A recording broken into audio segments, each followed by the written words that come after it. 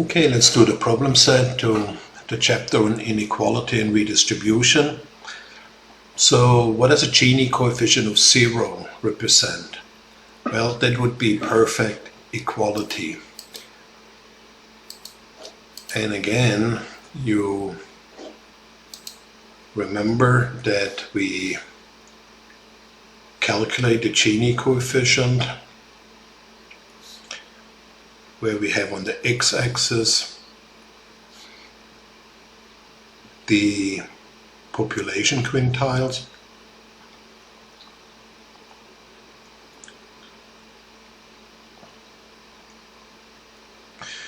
so we have here the population quintiles, and on the y-axis we have the cumulative income shares.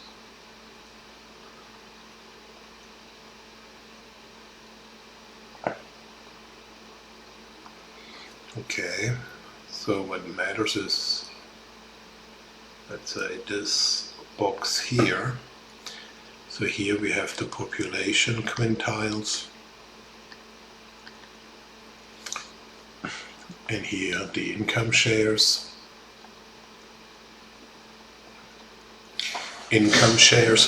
So if the 20% poorest hold 20% of income, the 40% poorest hold cumulatively 40%, and 60% hold 60%, and 80%, 80%, and 100%, of course, 100%. So if there's an equal distribution, also the dots should be on the line. So that would be an equal income distribution. But very often, actually mostly, we have an unequal distribution of income, where maybe 20% they only hold that much, and 40% they only hold maybe that much, and 60% hold only that much, and 80% only that much. So then, if we combine these lines, we get the so-called Lorentz curve. And if we had like an even more unequal income distribution, I don't know, make it, let's say where 99% have nothing, right? So nobody has anything, but then one person has everything. So then what matters is the greater is the area between the Lorentz curve and the perfect inequality line, the greater is income inequality. So if we go back to the orange example, so we would calculate for the orange Lorentz curve the income inequality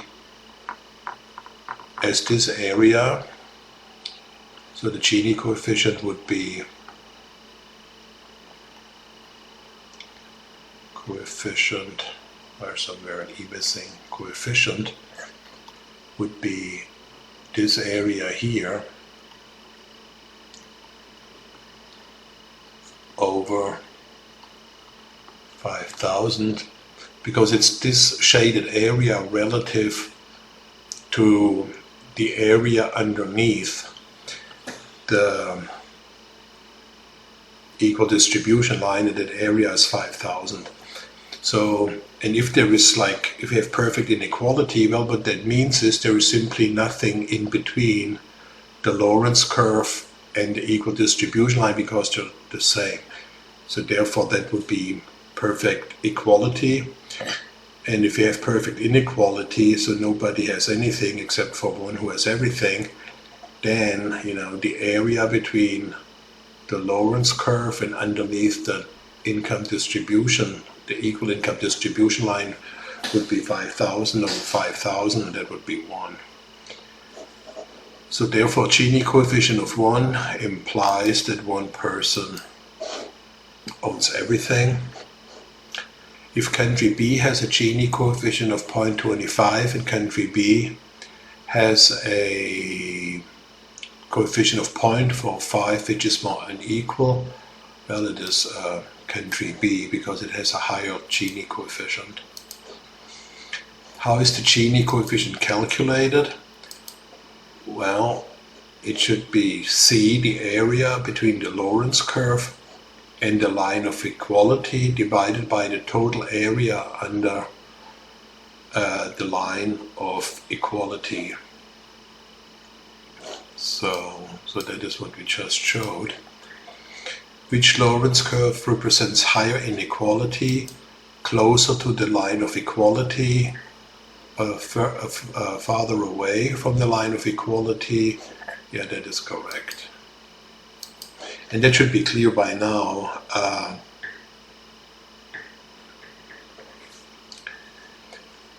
Because the further away, or the farther away the Lorentz curve is from the line of income inequality, the greater is the gap between the equal income line and the Lorentz curve, and the more inequality we have. If a population's income distribution shifts to more equality, the Gini coefficient, okay, that would be decreasing. Which country typically has the lowest Gini coefficient? Well, among those four, it could be Brazil or South Africa actually. They pretty much have very high ones. But the question is the lowest Gini coefficient, and that is clearly Sweden. So typically, historically, you have the countries with the highest income inequality. You often have them in Latin America and Africa, some in the Middle East. East Asian countries are often a little bit more equal, but it's the European social market economies like Sweden that have very low levels of income inequality. So in practice, a Gini coefficient of 0.6 is actually pretty high. So that would suggest it is extreme inequality. If two countries merge and their Gini coefficients were 0.3 and 0.5, the new Gini coefficient, well, that should be somewhere in between 0.3 and 0.5. Which policy would likely reduce the Gini coefficient? A flat tax? No, because a flat tax is, that would make it, a flat tax is everyone has to pay $10, whether you are poor or super rich, so that would be a flat tax. That would make it more equal and increase the Gini coefficient. Elimination of inheritance taxes. So, yeah, that could imagine that this might work, but it's probably universal basic income that fits it the most. Yeah, to be honest, I don't like that questions too much. I will try to avoid those because I think the elimination. Oh no, inheritance tax. No, that's correct. Because a lot of wealth is typically passed on from one generation to the next one through inheritances. So if you tax it, the idea is to make society more equal. So if you eliminate it, it would make it more unequal. So universal basic income, that's correct. Deregulation of labor markets, that would mean that you get rid of something like maybe the minimum wage. That likely will increase inequality too.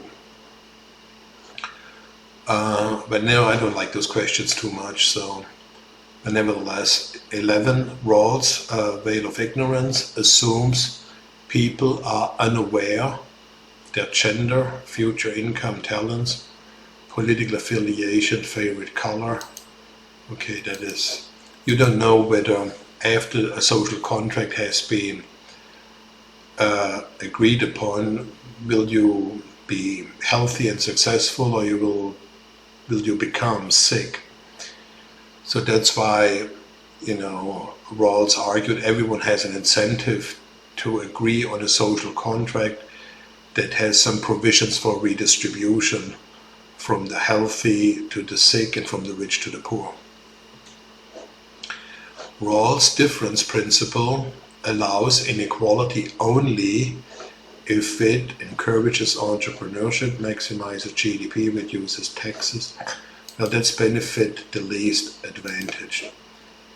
And that is again, you know, if you tax the rich to give it to the poor, but you reach a point where the rich then will shut down their factories and lay off workers, and now even the poor may become in absolute terms poorer, well, that is where redistribution needs to stop.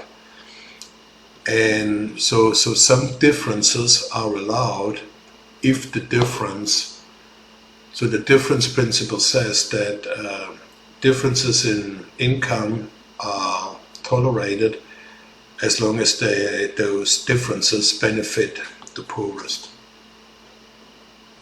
So now the intellectual opponent a little bit to Rawls was Robert Nozick, and he came up with something that he called entitlement theory, and that states that certain people are entitled to higher incomes than others, and as long as that is the result of voluntary exchange.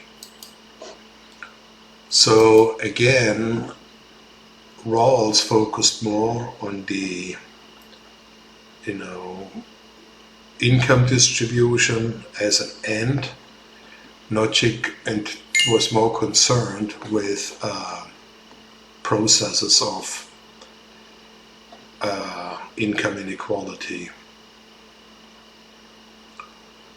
So now going back to John Rawls, the first principle of justice prioritizes equal basic liberties, like very basic liberties like the right to vote, the right to speak your mind, freedom of religion, those kind of things.